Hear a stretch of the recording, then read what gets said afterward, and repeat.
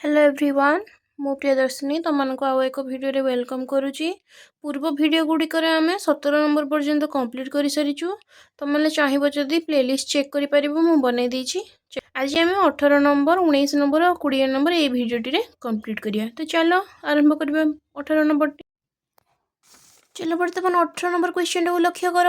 गोटे आयत क्षेत्र दैर्घ्य 2 मीटर अधिक और प्रस्थ 2 मीटर कम हेले क्षेत्रफलटी 28 वर्ग मीटर कमी जाए और दैर्घ्य 1 मीटर कम और प्रस्थ 2 मीटर अधिक हेले क्षेत्रफल 33 वर्ग मीटर बढ़ी जाए। तेज मूल आयत क्षेत्र क्षेत्रफल स्थिर कर।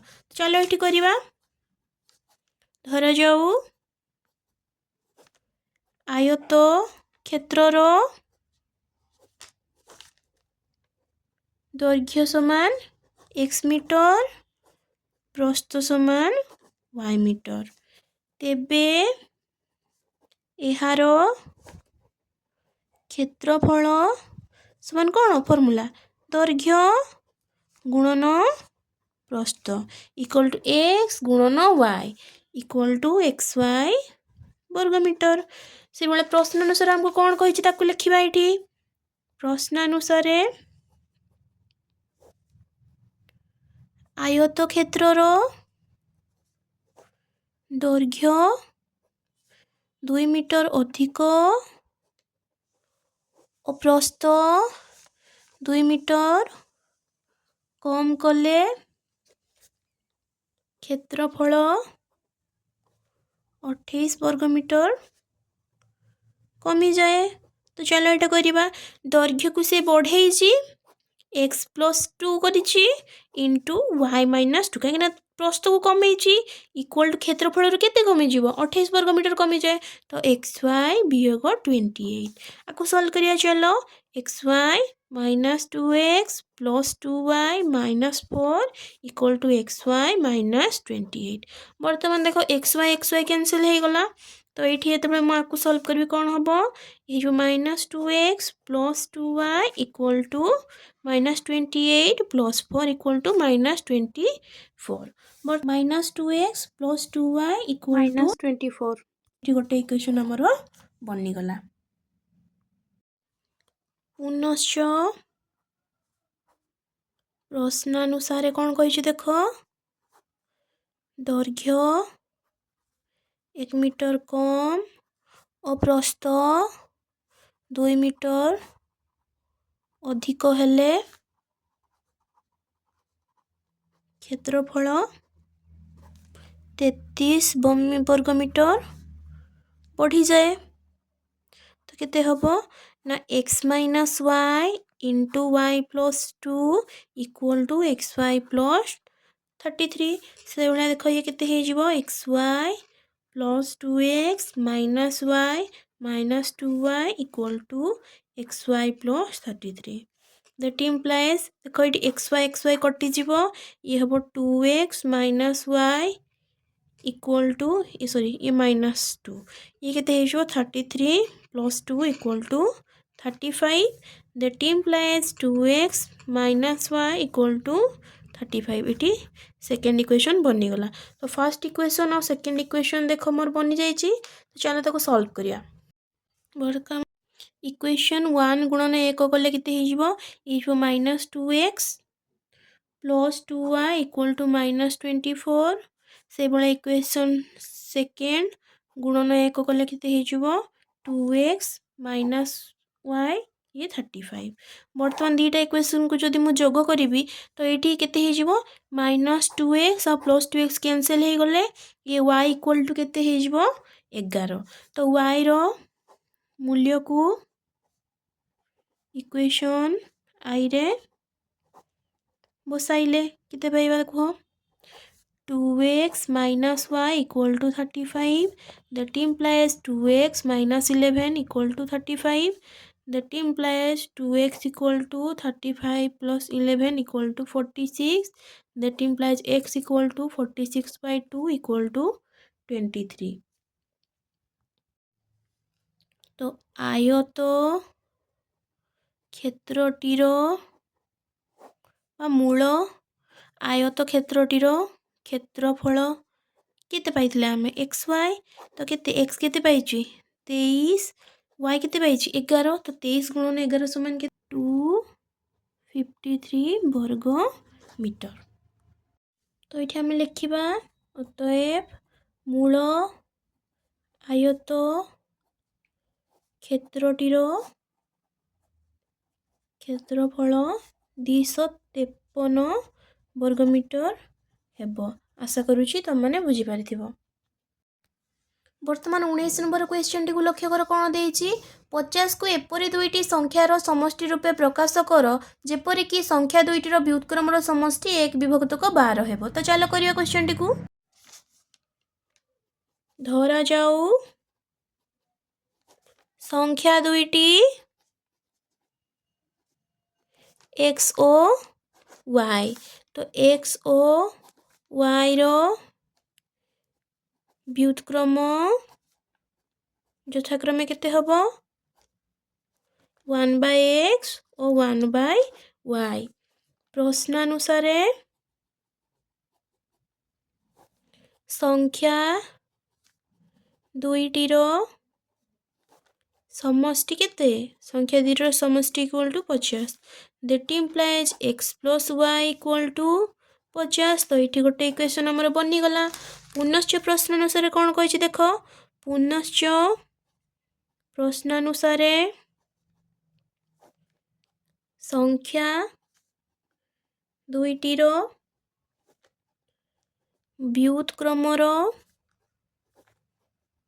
समष्टि समान 1/12 दैट इम्प्लाइज संख्या दुईटार व्युत्क्रम किए 1/x plus 1/y equal to 1/12। बर्तमान देख आपको सल्व कले केते लसागु xy हो y plus x equal to 1/12। बर्तमान देख कौन हम ये x जुक्त y केते आमे पाइछे ये 50। तो ये जगह मु 50 लिखिपारि 50 विभक्त को xy equal to 1/12 that implies xy equal to 50 गुणन 12 समान 600। ये लेख xy इक्वल टू केते बाहरिला ना 600। ये सेकेंड इक्वेशन ना देली आमे गोटे फॉर्मूला जानिचु x प्लस y रो स्क्वायर वियोग x माइनस y रो square equal to 4xy that implies एठी केते हिजिबो देखो परिबी 50 रो स्क्वायर वियोग केते ना x माइनस y रो square equal to 4 into 600 that implies ये 2500 वियोग x माइनस y रो स्क्वायर इक्वल टू 2400। बर्तमान ये देख माइनस एक्स माइनस वाई रो होल स्क्वायर इक्वल टू 2400 वियोग 2500 that implies minus X minus Y रो whole square equal to minus 100। तो ये माइनस माइनस कटि गला और X minus Y equal to root over of 100 equal to 10 that implies X minus Y equal to 10। तो ये third equation में बनीगला। तो चलो इक्वेशन 1 और इक्वेशन ट्रिपल आई को आमे सॉल्व करिया। इक्वेशन आई रो एक्स पार्ट को सॉल्व करिया को हेले इक्वेशन 1 रे भी 1 गुणिबी और इक्वेशन ट्रिपल आई रे भी 1 गुणिबी। तो ये केते हे जिवो x plus y equal to 50 ये x minus y equal to 10। बर्तमान देखो जदि मु इक्वेशन दीटा को जोग करिबी तो plus y minus y cancel हे जिवे तो 2x equal to 16 that implies x equal to 60/2 equal to 30। तो x रो मूल्य को इक्वेशन ट्रिपल आई रे बसाइले कौन हम x minus Y equal to 10 that implies x 30 minus Y equal to 10 that implies minus Y equal to 10 minus 30 that implies minus Y equal to minus 20। तो minus minus cancel हो गला y रो मूल्य केते पाइगली 20। तो आम संख्या दुईटी पाइगलु x और y नहीं x रो मूल्य पाइले 30 और y रो मूल्य पाइले 20। तो लिखिया अतएव संख्या दुईटी 30 और 20 हेब। आशा करुँची तुम मैंने बुझी पारिथिबो। बर्तमान 20 नंबर क्वेश्चन टी को देख कौन कही गोटे भग्न संख्यार लव हर को जोग करी जोगफल 1/3 नेले ताहा हर ठारू 4 गुणा हम और हर रे 1 जोग करी भग्न संख्या को लघिष्ठ आकार लिखिले 1 विभक्त को 4 हुए तेज भग्न संख्या टी केते स्थिर कर धरा जाऊ गोटे भग्न संख्यार लव समान x हर समान y तेबे भग्न संख्या टी केते हबो x विभक्त को y प्रश्नानुसार कौन कही प्रश्नानुसार भग्न संख्यार लव ओ हर को जोग करी जोगफलर 1/3 नेले ताहा हर ठारू 4 गुणा हुए देख ये कौन कही भग्नांशर लव हर को जोग करी तार 1/3 नेले हर सी 4 गुणा हुए तो लव आ हर जोगफल माने x प्लस y रो 1/3 माने 1 विभक्त को 3 इक्वल टू हर ठारू 4 गुणा हुए हर केते y वियोग 4 गुणा माने वियोग जानिचे आमे तो वर्तमान देख x प्लस y विभक्त को 3 equal to y -4 that implies x plus y equal to 3y minus 12 that implies x plus y minus 3y equal to minus 12 वर्तमान देखो x minus 2y equal to minus 12 देखो ये equation 1 बनी गला हमरो नश्च प्रश्नानुसार हर रे 1 जोग करी भग्न संख्याटी को लघिष्ठ आकार रे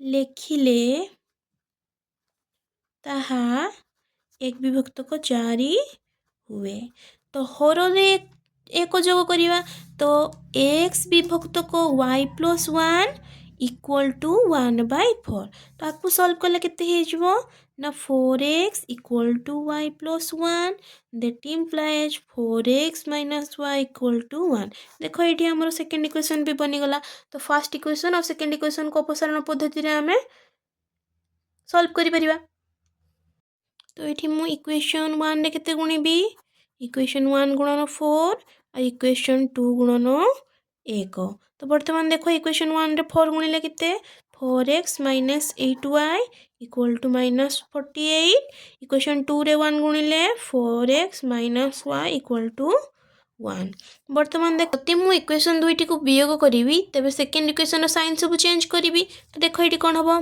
माइनस ये प्लस ला माइनस हिजबो ये माइनस अछि प्लस हिजबो ये प्लस अछि माइनस हिजबो तो प्लस 4x माइनस 4x कटि गला तो ये सॉल्व हिजबो केते हमरो -7y इक्वल टू -49 तो माइनस माइनस कैंसिल हो गला y equal to 49/7 equal to 7 आई रो मूल्य को इक्वेशन आई रे बसाइले कौन हम देखो इक्वेशन आई रे जदि मु बसेबी कि डबल आई रे जदि बसेबी देखो कौन हम ये 4x minus y equal to 1 that implies 4x minus 7 equal to 1 that implies 4x equal to 1 plus 7 equal to 8 that implies x equal to 8/4 equal to 2 लिखि बारिया अतएव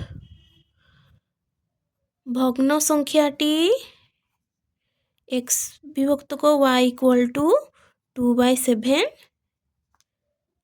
हेबो आशा करुँची तुम मैंने बुझीपारी जदि मो वीडियो गुड़िक तुम मानक भल लगुच तेबे लाइक शेयर एंड सब्सक्राइब करने को जमा भी भूलियो नहीं देखा नुआ वीडियो रे रहुची।